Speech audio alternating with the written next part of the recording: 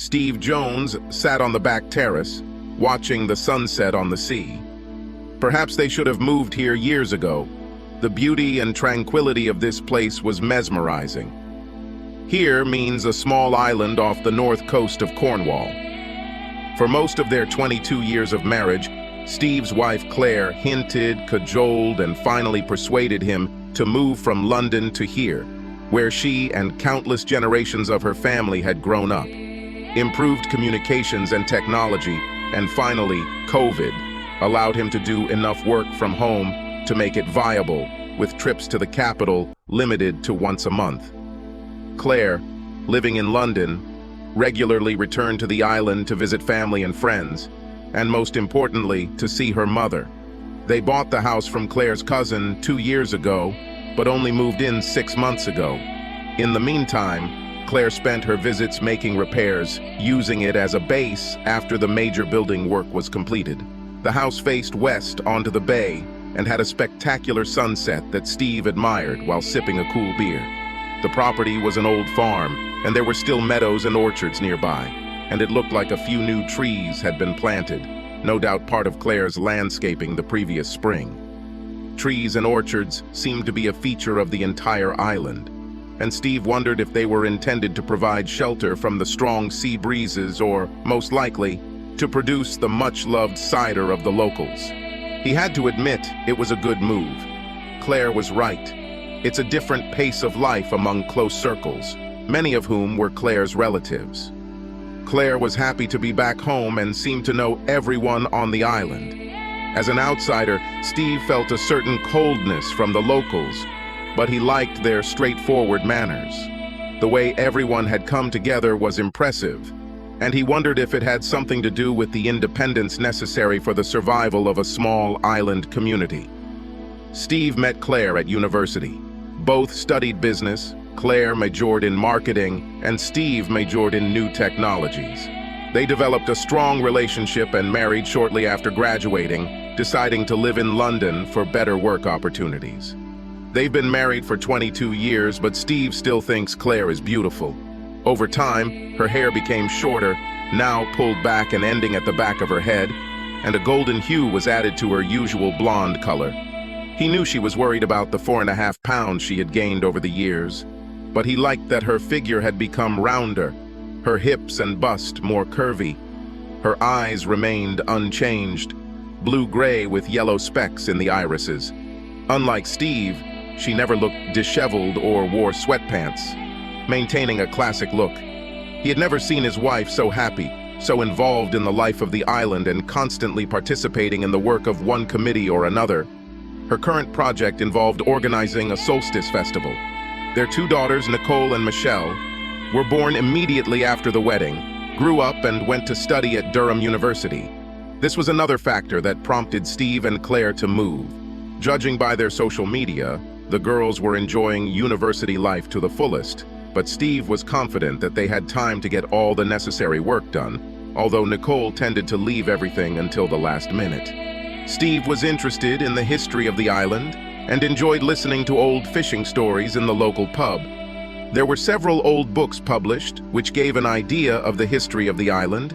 These were kept in a small schoolhouse which served as a library, as well as the village hall and venue for all social events. Steve looked around the attic of his house for the first time, thinking he might find something more about the history of the place.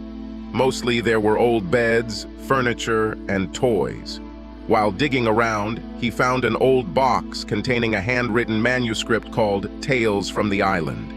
He made out the author's name, Melissa Taylor, and immediately discovered that it was his wife's surname. He sat down on a wicker stool and began leafing through.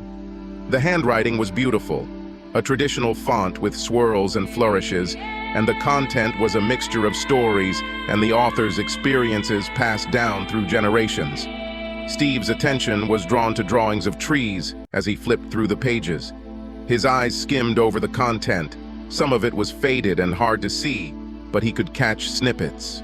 The tradition was founded in 1287. It was then, during the reign of the Plantagenets, that the law of the first night, also known as the jus primae noctis, law of the first night, was applied. As part of the marriage license, the ruling lord had the right to spend the first night with any new bride within his lands.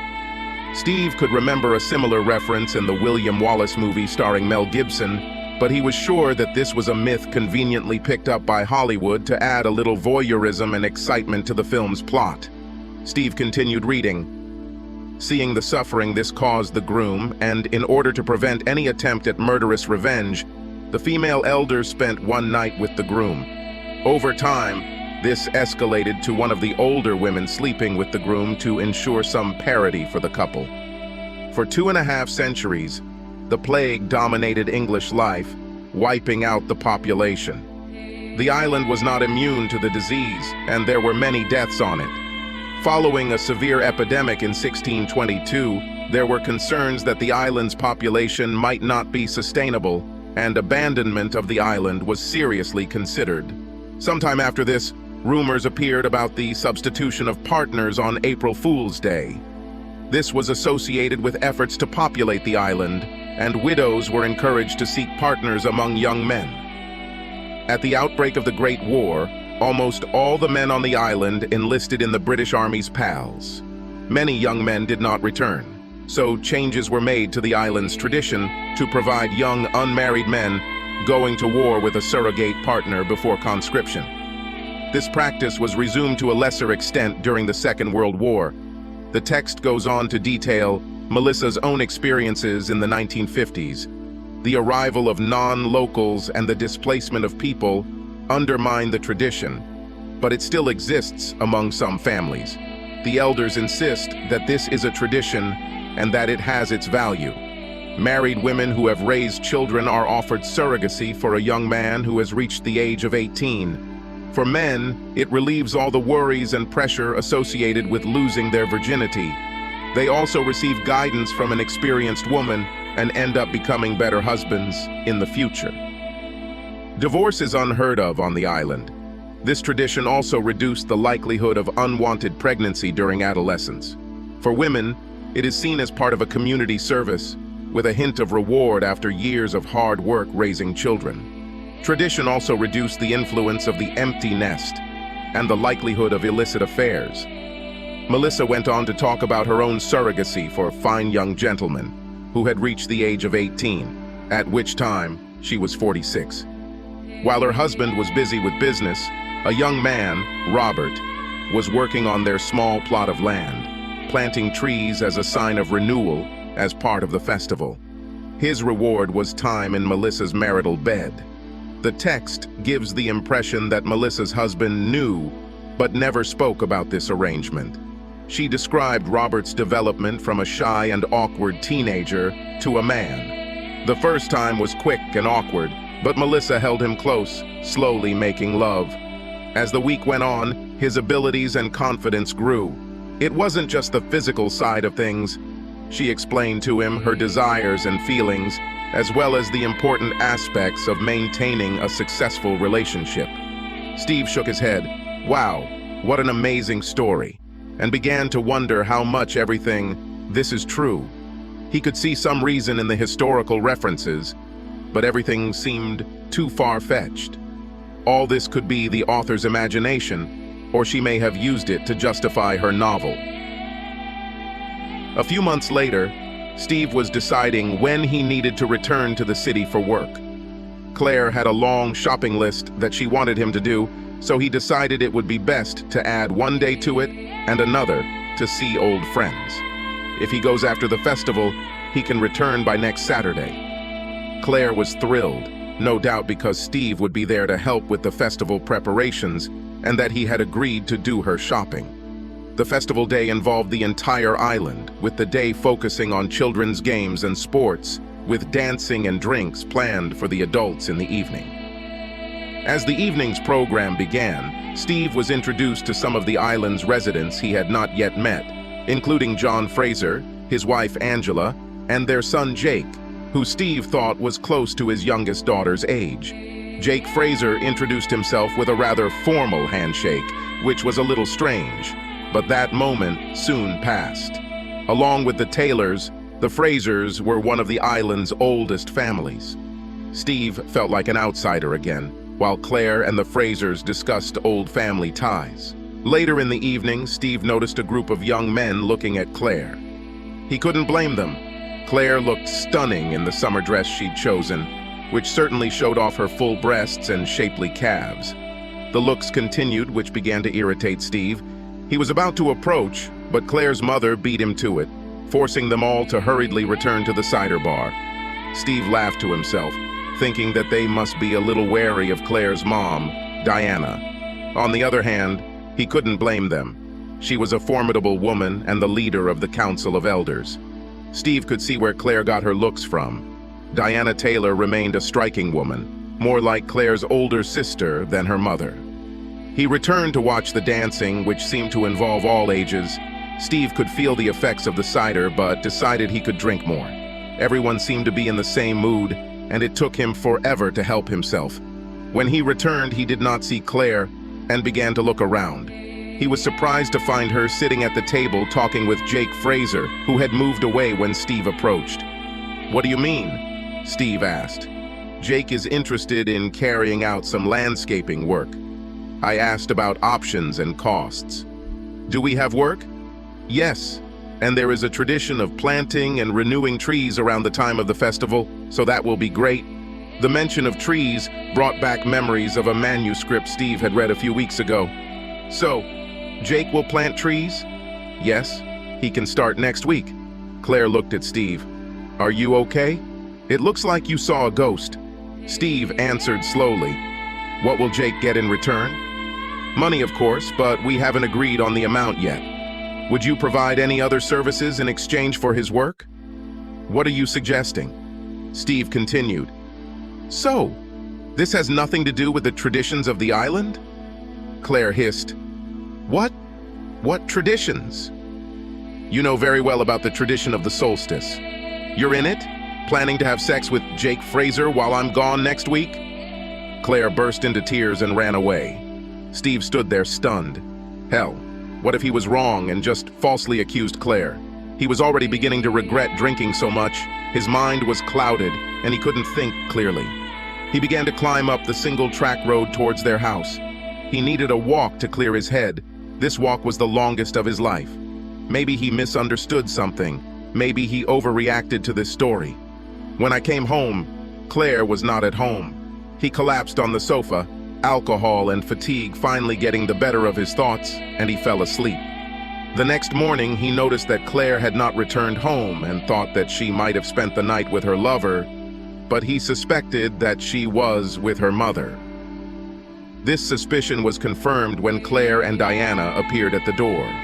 Her mother led the conversation, talking about not backing down, and she launched a verbal attack on Steve. There were so many words it was hard to keep track, but the gist of it was, how dare he talk to Claire like that? How dare he upset her? Nothing good comes from marrying a stranger. He was never good enough for her, and so on and so forth. Similar. He let her speak, looking at Claire with wet eyes. Finally, he had enough and raised his hand, trying to get her mom to stop. "I have a simple question. Is there such a tradition? And are you planning to go to bed with Jake Fraser next week?" Claire turned to her mother with a defeated look, and everything became clear to Steve. "Yes, Steve, some old families still have the tradition, or at least part of it. The Frasers have requested implementation of the agreement, and we are obliged to fulfill it." I asked Claire to think about it. "It's about everything related to a boy reaching maturity. Sex is only educational in nature and talks about how to treat a woman correctly. This is not sex in your understanding and not an affair. This is a centuries-old tradition that has helped the island survive difficult times. It is an absolute requirement that we fulfill this role on behalf of society. We have no youth crime, no divorces, just happy marriages and families with strong ties. You probably noticed this yourself." Steve sighed. "So it's all true. Married women are entertaining thirsty young guys in the name of the public good." Diana replied, "Don't be so vulgar. You're a stranger and you don't know how important this is to us. It's ingrained in every story we hear growing up here. If you were from here, you'd get all the benefits at 18, and that would make you a better man." I doubt you would refuse this offer. Steve replied, "Now there are no ancient laws, plagues, or wars. You do it because you enjoy it. Tell me, Diana, how many times have you played this role? An attractive woman like you was probably asked for several executions of the agreement. I bet you've had a lot of fun for weeks." Finally, Diana seemed speechless, but then recovered. "Yes, I have fulfilled my duties several times, and I am proud of it, just as you should be proud of Claire's sacrifice. I beg you, Steve, let Claire do this. You can't understand how important it is to us." Steve turned to his wife. "So you want to do this?" I think so. I'm ready to make this sacrifice. Like my mother said, I want to become part of society. No one was happy when I left for university, got married, didn't come back here, and didn't fulfill the responsibilities that fell to others." Steve replied, "So this is a sacrifice? Don't you strive for this yourself? It seems strange, considering that you were so happy that I was going to London. You were so excited." Claire blushed and then continued, "I just felt relieved that I could arrange everything and ensure that it wouldn't affect you. And it will not affect me. I'm absolutely sure of that. This will not affect our relationship with you in any way. Besides having sex with another man, lying, other people knowing what happened, and keeping your clueless husband in the dark, you might be right." Claire and Diana winced at Steve's sarcastic response. Then Diana spoke. "Why don't we all give ourselves time to calm down and discuss everything? Now all the cards are on the table, as they should be, and nothing has happened yet." Claire stayed at their house, but they hardly spoke.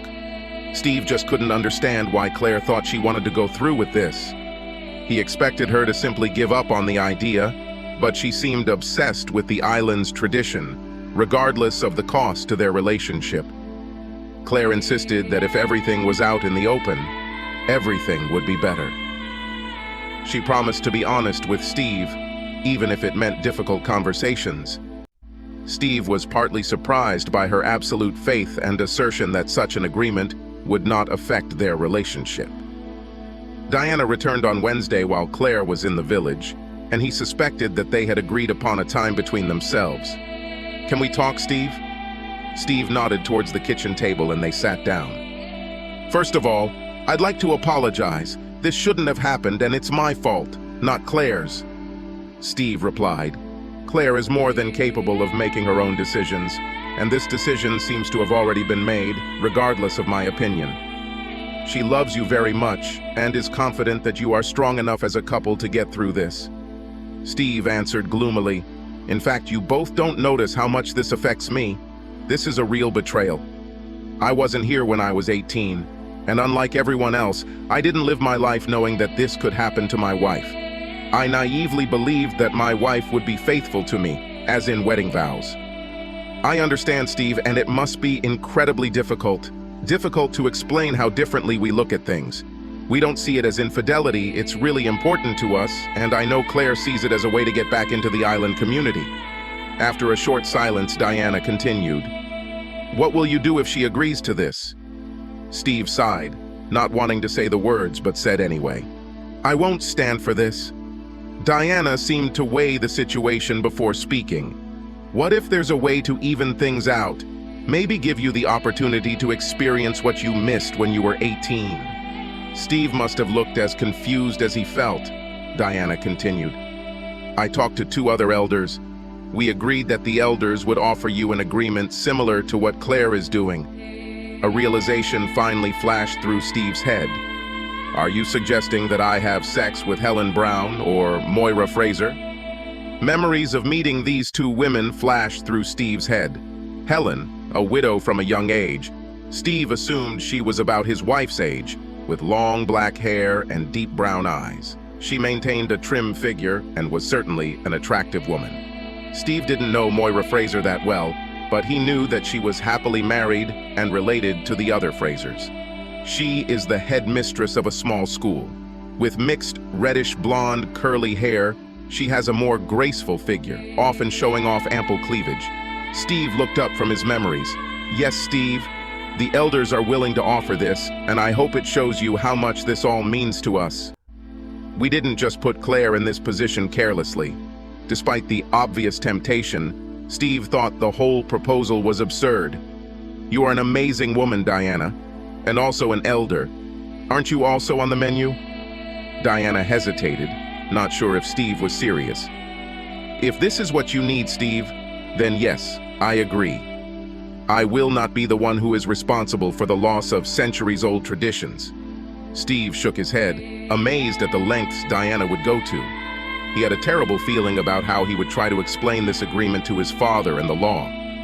"You know, Diana, some traditions have outlived their time, and it's right that they should fade away." Diana's smile faded. "Our offer stands, Steve, and you won't be disappointed. I can guarantee that. Think carefully." When Steve relayed the story to Claire, she already seemed to know about the elder's proposal, but Diana's inclusion left her in shock and crying. "I never thought that she would think about this. It's all too much." "I won't do that, Steve. All this must stop." Steve felt a wave of relief, finally admitting that this whole scenario was just weird. "Thank God. I can't tell you how glad I am. I thought this would be our end." Claire cried and spent most of the night either apologizing or repeating how much she loved Steve. The situation remained awkward and uncertain, with Steve still struggling with Claire's previous intentions and her view that the agreement was reasonable. On Friday, Diana returned, clearly furious about Claire's reconsideration, accusing Steve of being a manipulative bully and an outsider who could never understand her. Steve is tired of ranting. "Why don't you be honest, Diana, and admit that for you this is just a way to mock your husband?" Diana almost had a stroke. "Okay, if you want to know the truth, we're having a great time. A fit young guy in our bed, doing exactly what we say when we say it, is a dream come true. We give them everything repeatedly, and everyone in the Fraser family is gifted as." "Can you believe it?" Claire moaned. "Lord, Mom, shut up. You're ruining everything." Steve responded with a laugh. "Don't stop her. This is the most honest thing I've heard from her." Diana wanted to say something else, but Claire stopped her, asking her to leave and not come back until she agreed with her decision. It was the first time Steve had seen Claire confront Diana, and he couldn't tell who was more shocked when Diana ran out of the house. Over the next few weeks, the situation remained difficult. Claire constantly apologized for even considering this arrangement and for asking Steve to accept it. She was tied to tradition by her mother and did not think about the consequences. Steve was in a dilemma about going to the city for work. He couldn't put it off any longer, but the thought of leaving Claire on the island terrified him. Claire sensed his anxiety and insisted on going with him, taking time off from work. The gap with her mother grew even greater. They did not speak. And Claire never mentioned the tradition again. After much thought and worry, Steve decided that he needed to trust Claire and go on a journey alone. Claire again tried to convince Steve that she could come with him, but he knew that she was in the middle of working on a major marketing proposal and needed time to prepare. Claire promised daily calls and frequent contact. Steve went to London. Ferry, taxi, train, and subway meant that he was tired and collapsed on his hotel bed at 9 in the evening. He called Claire, who answered quickly, and they exchanged details of his trip and what had changed in the city during a long conversation. London was an endless stream of construction work. After the conversation, Steve immediately fell asleep, exhausted. He had had a few stressful days at work, but he felt refreshed. Being off the island had helped him clear his thoughts. He began to reflect on his relationship with Claire and mentally replay some of their conversations. The man who was so intent on trying to have a relationship with a younger man seemed as distant from the woman he married as he was from the caring mother of his children. He felt that Diana had too much influence over her and was glad they had a fight. She had gone too far, and he hoped it would end there.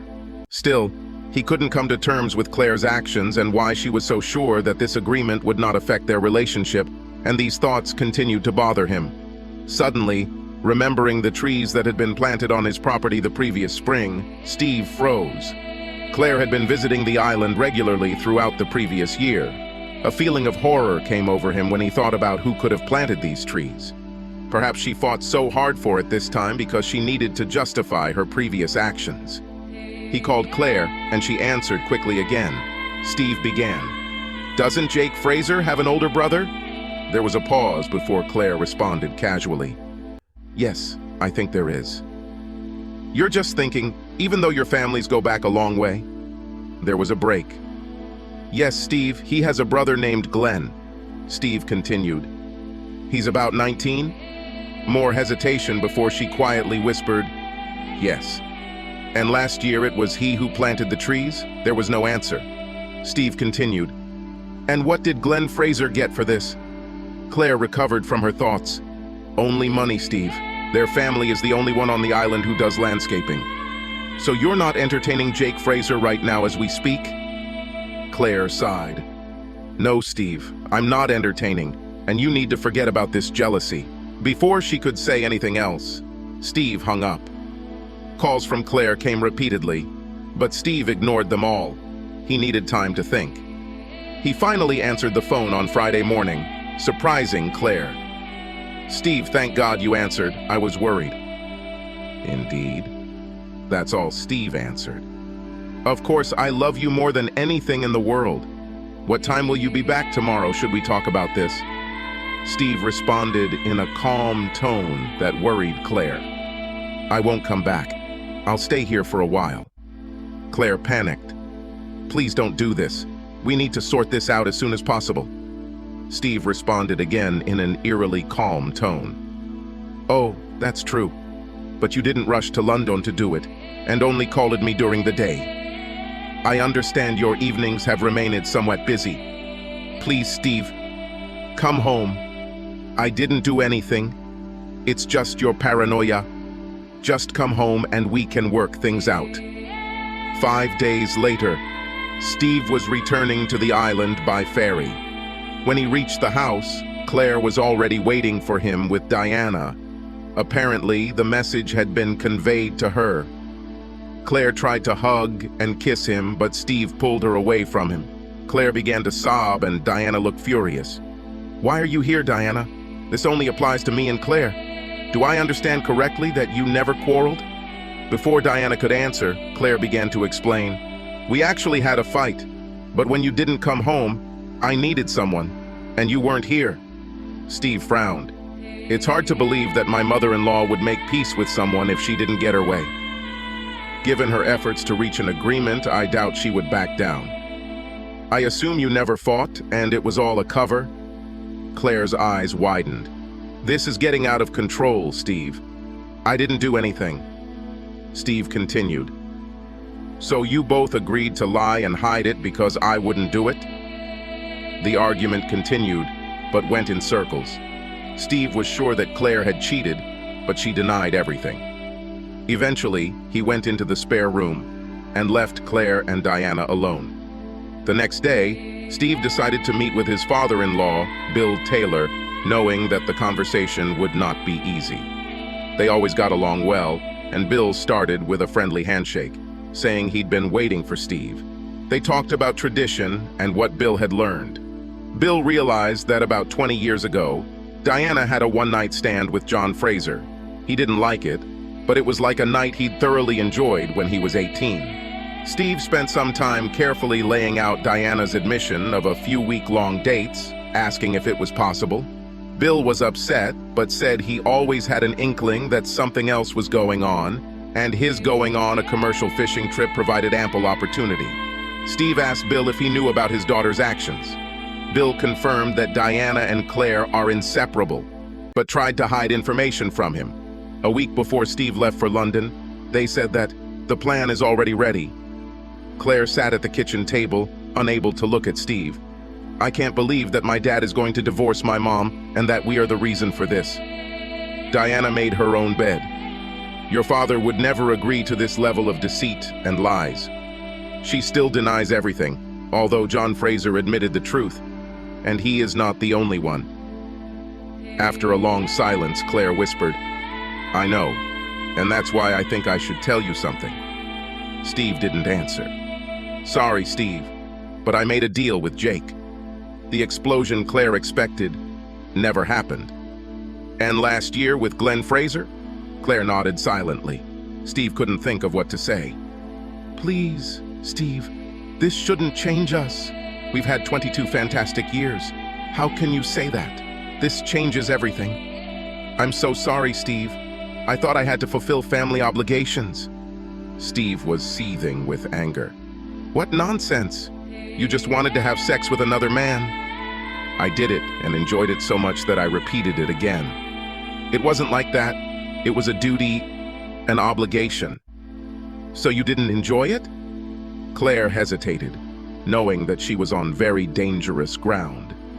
Everything was ordinary, not like ours, just sex, not lovemaking. It was one time, it won't happen again. Only this wasn't a one-time thing, you did it twice.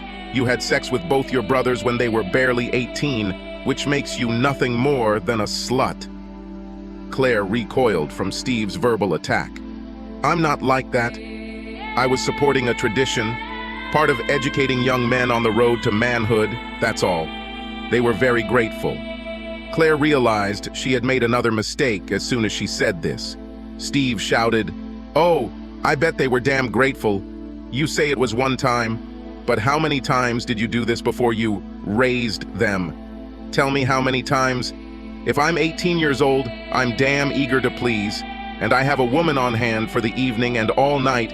It has to be at least 5 times a day, so maybe 35 once a week. It is unlikely to be just once." Claire couldn't deny it. Both Glenn and Jake were eager to please. There was very little training required, although some patience was required at the beginning of the week. She enjoyed their pumped-up and toned bodies. Just as her mother had predicted, the sex was exciting. She especially enjoyed teasing each of them with glimpses of stockings or cleavage, knowing that that night she would completely surrender to them. At one point, Jake even admitted that he was in love with her. It was the only time it occurred to her that a week could affect her normal life and the marriage she treasured. And she wasted no time in explaining to Jake the reality of what was happening. Steve's flow of speech continued.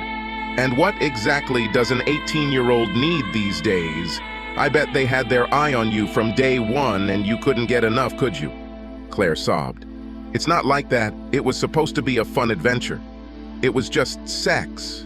I know it hurts your ego, but still, I only want you, and you are the one who makes me complete. Steve got angry. I would say it's more about trust and vows than ego. What about your wedding vows? Does tradition trump them?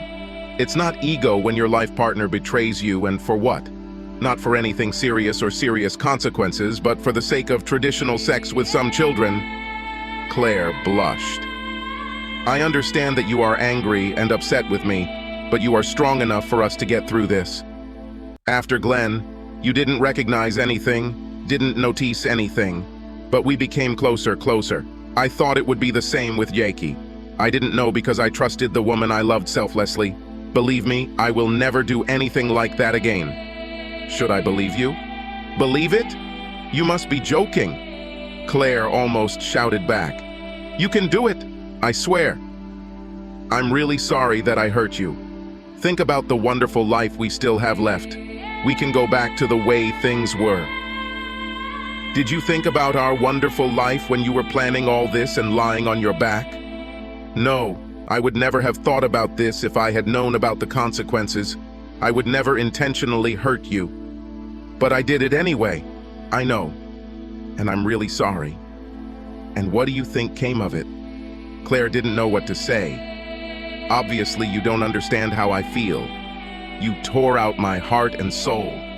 How the hell can you fix this, Claire? With that, Steve stormed off before he did something he would regret. He just kept walking, trying to clear his head, the beauty of the evening sunset doing little to improve his mood. When I turned back towards the village, I was surprised to meet Elder Helen Brown. Steve could barely return the greeting with a nod. Helen smiled and admitted that their meeting was not accidental. She saw Steve go out onto the path leading to the cliff and knew that she would be able to catch up with him when he returned. Helen offered to sit on a rock ledge and then cautiously asked Steve if he would tell him anything about his circumstances. Steve saw no reason for silence and told her everything. Saying it out loud did not lift the weight off his shoulders. Helen listened attentively without interrupting.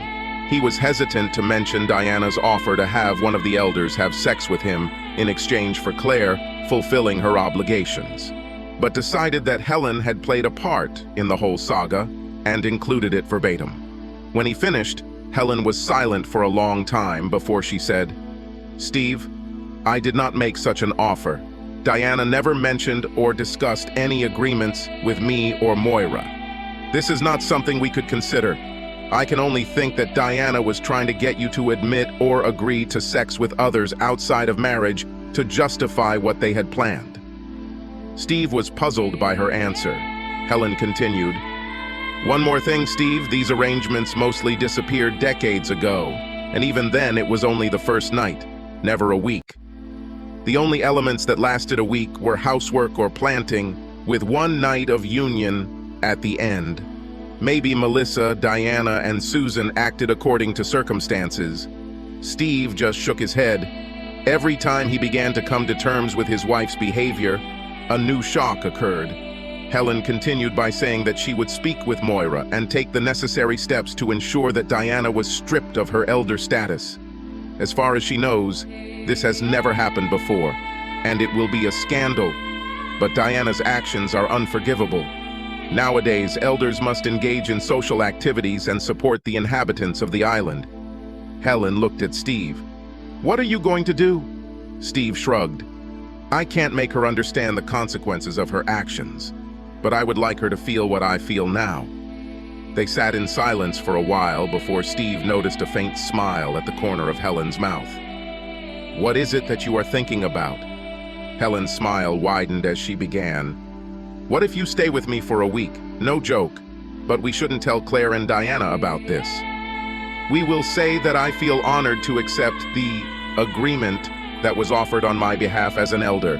So you give Claire a taste of her own medicine, and I get to torment Diana for dragging my name into all this nonsense." Steve was delighted at this prospect, but asked, "Won't this ruin your reputation?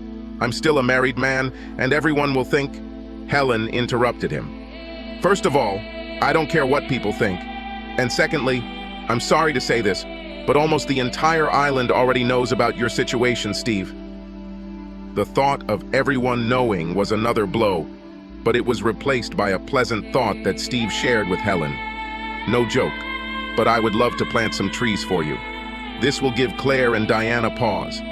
They laughed together and quickly settled all the issues. Steve returned to his home and quickly packed his things. All he explained to Claire was that, on reflection, he had decided to accept her mother's kind offer regarding the elder of the island. And, under the circumstances, a week with another woman would be more than reasonable. He left Claire crying and begging him not to do it. His stay with Helen was surprisingly comfortable. She was great company and a wonderful cook. Steve spent time renovating the house and actually planted some trees in the backyard. They discussed Steve's situation. He hoped that this week would give Claire some insight into how he was feeling. Until he saw many other things that convinced him that Claire understood how wrong her actions were, there was no chance for them to reconcile. True to his word, he never slept with Helen, although they came very close a couple of times, and it was not due to a lack of desire. It was not long before Claire caught up with Helen at the village store and immediately began to reproach her for having an affair with her husband. Helen smiled sweetly. "Claire, dear, you, of all people, should know that this is not an affair. It is an agreement, and it will not affect your marriage." Claire heard an echo of her own words, but continued, "You can't do this. He's my husband. In fact, I am fulfilling the offer made by your own mother on my behalf. What was there? Me, Moira, or even your mom for a week? I think Steve made his choice, and I am obliged to honor the tradition. It could have been worse. He could have chosen Diana. I promise to return him safe and sound, although he may be a little exhausted." Claire gasped. You old slut."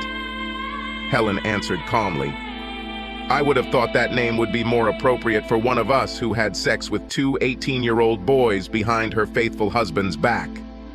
With that, Helen stormed off, leaving Claire with her mouth open as everyone in the village shop stared at her. The next day, an enraged and hysterical Claire made a worthy attempt to kick down Helen's front door before Steve opened it. "Please, Steve, I'm so sorry, come home. I'm just doing what you did. Why are you so upset? Because like you said, this shouldn't concern us. I had no idea. It's just cruel, it torments me. I can't stop thinking about you and that old woman." Steve replied, "Yes, it sounds familiar. Welcome to my world," and quickly slammed the door. Steve returned to his home the following week and was greeted by a much more reserved Claire. Claire began, "I can't believe you did this to me, but I can forgive you if you can. I understand how you feel about all this. That's just what you think. You have still only experienced part of it, not the deception and lies. Our entire time here is based on lies." Claire persisted. "We are still the same people, the same marriage. The same marriage that inspired you to jump into bed with other men, a marriage that you destroyed, and I still can't understand why you did it. Are you really that tired of me? It was never about you or boredom. If we can't go back, we can build something new. Let's look forward to all those retirement dreams, to the things we could have together. Travel, grandchildren, we can still do it all. We still love each other no matter what. It's not over yet, Steve. I will do anything to prove my love for you." Steve stayed in the house in the spare room, almost overcome with frightening thoughts about what the hell he would do with his life if he left Claire. He couldn't decide whether failure or abyss best described his prospects. It's easier to stay, and he still loves her. Given the consequences, he doubted Claire's actions would be repeated. The island was idyllic, and he had dreamed of traveling, spent years planning his options and sharing those dreams with Claire. Did he really want to give it all up? Claire wondered how it had all come to this. It was all so confusing. When her mother proposed an agreement, she rejected the offer, but Diana continued to pester her for several months. Then she saw Glenn Fraser at a dance. He was very handsome and delightfully respectful. She danced with him several times at social events, and they got along well. Deanna told her about her own arrangements and how exciting they were. She talked about it as a guilt-free romantic adventure and never viewed it as an affair. It was just tradition. Despite this, she knew Steve didn't think so, so she hid everything. If he never found out, it wouldn't hurt him. The week with Glenn was fantastic. During the day, he planted trees and spent the evenings in her bed. He was very nervous, but very charming, and so eager to please. By the end of the week, he had become a very competent lover, combining his size and physicality with great patience and technique. Claire excelled as a teacher. The week filled her with confidence. She felt that she had rediscovered her sexuality, which had faded during the long years of motherhood. Was it tradition, or just illicit sex, as Steve suggested? She had to admit it was both. But didn't she deserve a little satisfaction after spending 22 years raising children and being a good wife? She was sure that it didn't hurt her relationship with Steve. Things had never been so good. She loved him more than ever, and after that week, they started making love more often. Jake was even more handsome, and she couldn't help but feel aroused at the thought of taking him to her bed. Steve was always smart and uncovered the tradition, and Aunt Melissa's memoirs be damned for giving it all away. Claire and her mother tried to convince Steve to agree, but he didn't go for it. Come to think of it, her decision to go behind his back was the worst she had ever made. However, she was confident that when the pain subsided, she would be able to bring Steve back. She just needed to remind him of how good they had it together and of their future aspirations. He will also want to stay together for the sake of their daughters and future grandchildren, and this angle could help her in her case. To Steve's surprise, their daughters arrived on the island 2 days later. Nicole wasted no time in criticizing Steve for his terrible behavior towards her mother, pointing out that the idea of living apart was simply ridiculous. Michelle seemed to be lying low, waiting for more information. Steve noticed a slight smile on Claire's face. Had he not noticed her manipulations and lies over the years? Apparently, she thought he wouldn't tell his daughters anything about their mother's actions, protecting them first, as always. All of Steve's doubts were cleared, but Claire was wrong. completely wrong. Steve raised his voice in a way his daughters could never remember. Your mother had been having affairs for 2 weeks with men, boys, younger than both of you, in fact. She doesn't seem to understand that I will never accept this behavior. Claire immediately denied this, saying that Steve had misunderstood the situation and that the men were simply doing landscaping work. Steve had to admit that she was good, almost convinced even him. Both girls knew that something was wrong, but what their father assumed was too far-fetched. Perhaps he was starting to go a little crazy. Steve might agree with that last thought, but he suggested they invite Grandpa Bill or the elders to help decide who was telling the truth. Claire fainted, or rather, she pretended to. It wasn't very convincing. All three just looked at her in bewilderment and waited for an equally poorly conceived recovery. Steve looked at her with contempt. I can never trust you again. It's all over. There's no turning back or forward with flashing lights. How you will feel when you look in the mirror and know that you betrayed me? Nothing can erase that. And how will I feel looking in the same mirror if I accept this? We need each other, Steve. We always depended on each other. It made each of us stronger. I'm right for you, and deep down, you still know it. Don't throw away your life to punish me. I can handle it, Claire, but I won't let you destroy me, and I'll build a new life.